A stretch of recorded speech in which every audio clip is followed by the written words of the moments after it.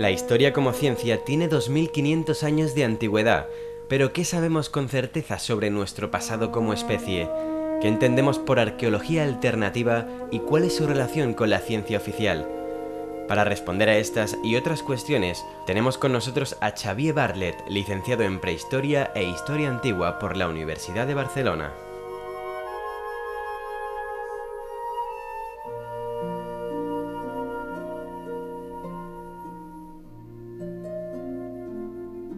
Pues vamos a hablar de historia o de historia antigua o de otra forma de ver y entender la historia, entre comillas, oficial. Xavier, buenas noches, bienvenido. Buenas noches, hola, Pedro.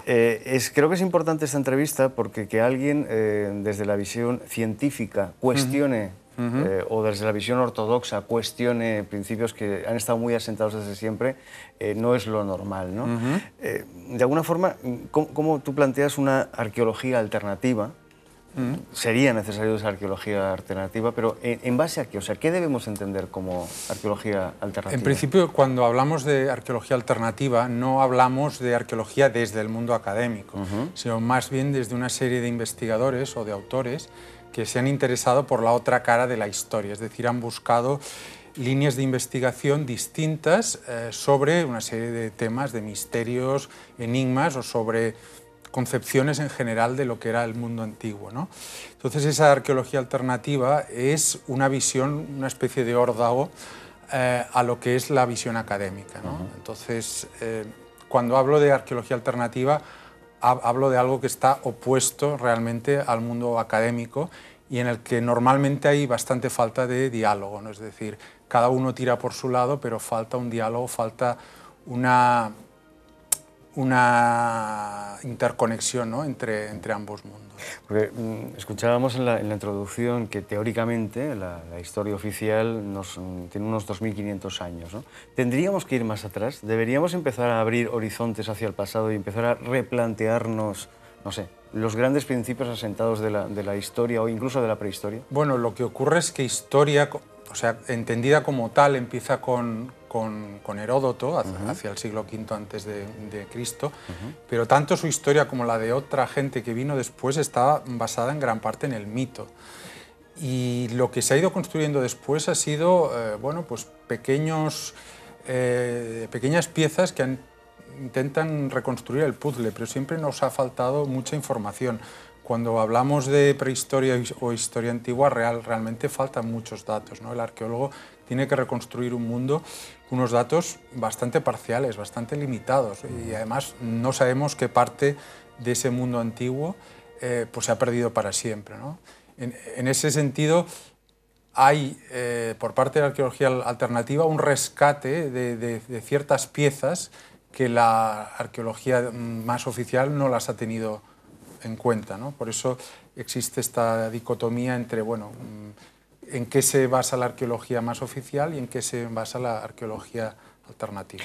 Has hablado de Heródoto, pero incluso Plinio el Viejo, por ejemplo, se ha dicho, se le ha acusado muchas veces de que, hombre, un poquito de creatividad le ponía a lo que él explicaba, ¿no? O sea, él recoge un montón de mitos, de leyendas, no queremos decir que se lo invente, pero sí que lo adereza, ¿no? Lo hace más, lo novela casi a veces, ¿no? Entonces, esa historia alternativa que tú planteas, de hecho tú tienes un libro que es La historia imperfecta, que aún no está publicado. ¿Cuál sería un poco el procedimiento? O sea, ¿qué deberíamos hacer? ¿Qué deberíamos replantear o hacer para entender de verdad el de dónde venimos, por ejemplo? Es una pregunta que realmente es complicada, en el sentido de intentar dar una respuesta. Todo el mundo sabe que el evolucionismo intenta dar una explicación pues, al origen del hombre desde el principio.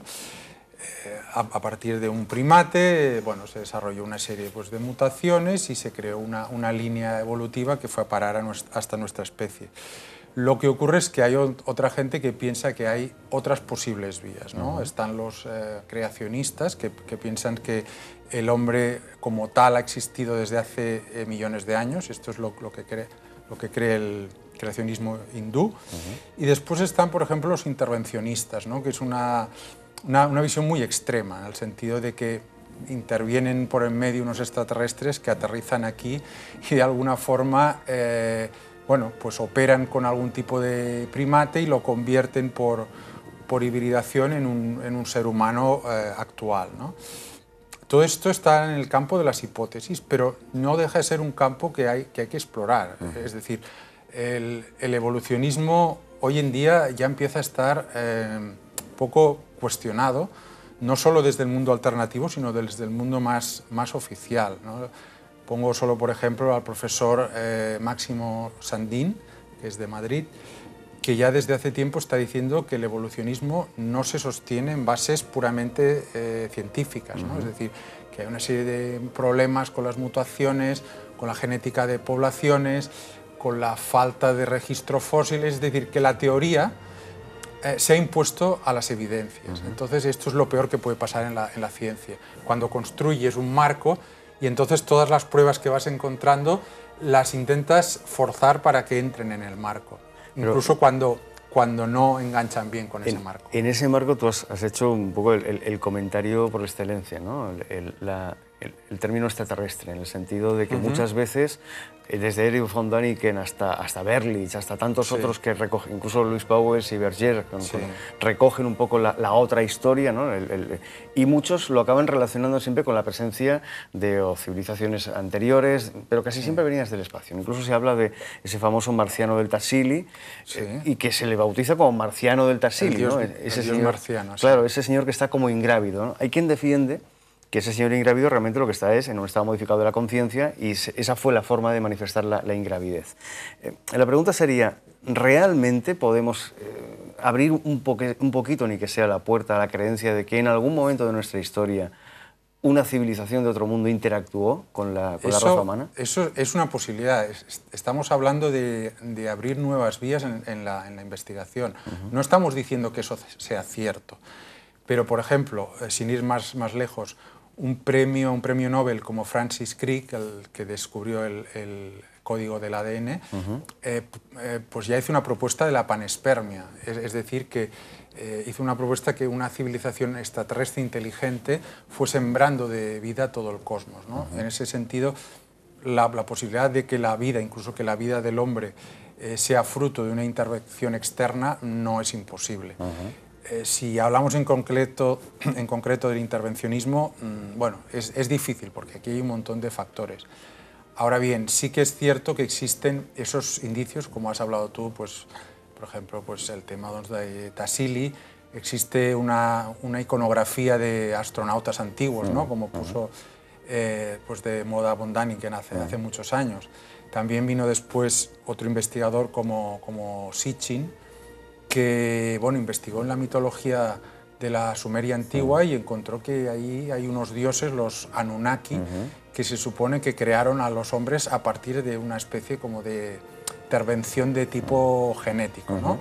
Entonces, todo eso son indicios que nos llevan a pensar en que se abren vías de investigación para decir, bueno, ¿qué pasó ahí? Existían unas civilizaciones antiguas muy avanzadas, existió una Atlántida, existió una Mu, una Lemuria... ¿Existieron? Es una buena pregunta.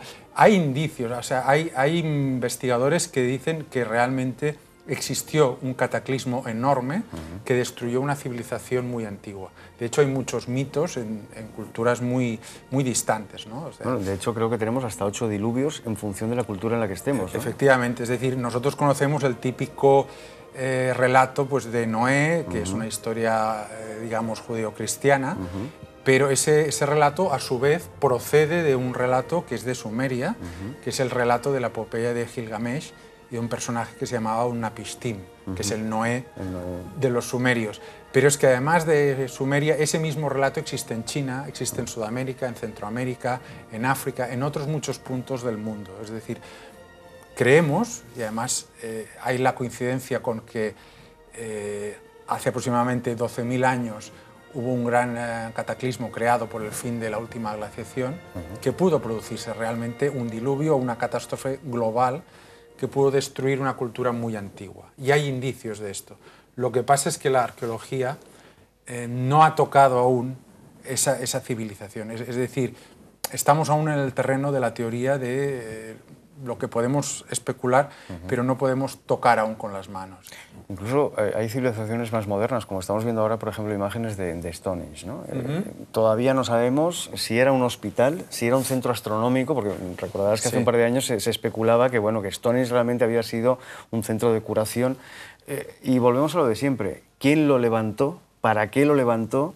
Y si hubo o no presencia de otras culturas, ¿no? Lo que tú decías de la teoría de Zecharia Sitchin, con los Anunnakis bajando y levantando piedras, o incluso ayudando a construir pirámides, ¿no? Eso es un campo difícil donde meterse. Claro, es que ahí... En principio, te puedo dar la versión oficial sobre el megalitismo, es que todo esto fue hecho aproximadamente hace unos 3.000, 4.000, 5.000 años, la época del Neolítico final y la época del Bronce, y que la gente de aquella época era capaz de hacerlo. Otra cosa es que hablemos de la finalidad, es decir, ¿para qué se construían estos megalitos tan grandes, ¿no?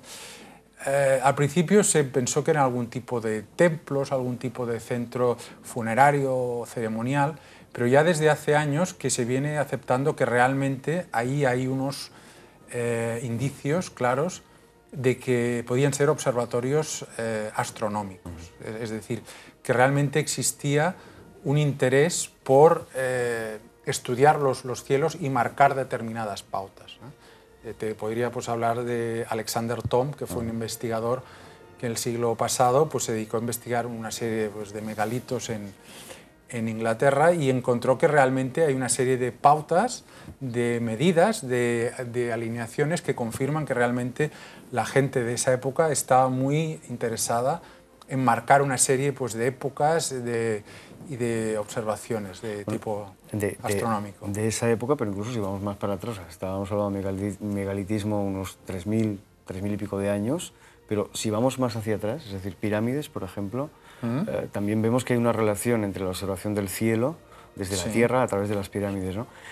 Pirámides egipcias, aquí voy, ¿no? Un poco, o pirámides prefaraónicas y preegipcias incluso. Eso es una teoría alternativa que trata de defenderse contra la ortodoxia, ¿no? Bueno, lo que dice la ciencia es que los egipcios empezaron a construir pirámides en la época del faraón Djoser, hacia el 2700 a.C., en la tercera dinastía, y siguieron construyéndolas durante unos 1000 años. Lo que ocurre es que muchos autores alternativos han visto que hay una serie de saltos o de problemas de por qué, por ejemplo, las primeras pirámides hasta la dinastía V no tienen ningún tipo de jeroglífico, es decir, por qué no se identifican propiamente como un edificio del Egipto faraónico. Entonces, hay una serie de detalles, es decir, por qué, por ejemplo, el faraón Djoser construye una pirámide escalonada en piedra con una técnica relativamente simple y al cabo de 70 años vienen las 3 grandes pirámides que hay en Giza, construidas con una perfección increíble, con un estilo completamente diferente y al cabo de unos pocos años o unas pocas generaciones ese estilo desaparece y volvemos a un estilo de pirámide relativamente tosco, ¿no? Son pirámides que hoy en día están prácticamente en ruinas. Entonces, ¿qué ocurrió con esas pirámides, por ejemplo, de la cuarta dinastía, ¿no? Las de Snefru, las de Keops, las de Kefren, las de Micerino? ¿Qué ocurre con ellas? Hay muchas dudas. Realmente desde el mundo alternativo se dice que pueden ser pirámides construidas mucho antes en un Egipto predinástico. No me atrevería pues, a llamar un Egipto Atlante, pero sí que es verdad que hay autores alternativos que han hablado de esa conexión entre supervivientes de la Atlántida y el Egipto más antiguo. Misterios que todavía siguen pendientes de una resolución y que hemos querido abordar esta noche con Xavier Barlet, licenciado en Prehistoria e Historia Antigua por la Universidad de Barcelona. No sabemos todavía de dónde venimos, con lo cual hacia dónde vamos ya, mejor que no te lo pregunte. Xavier, muchísimas gracias por haber estado con nosotros. Pues nos han quedado muchos temas en el tintero.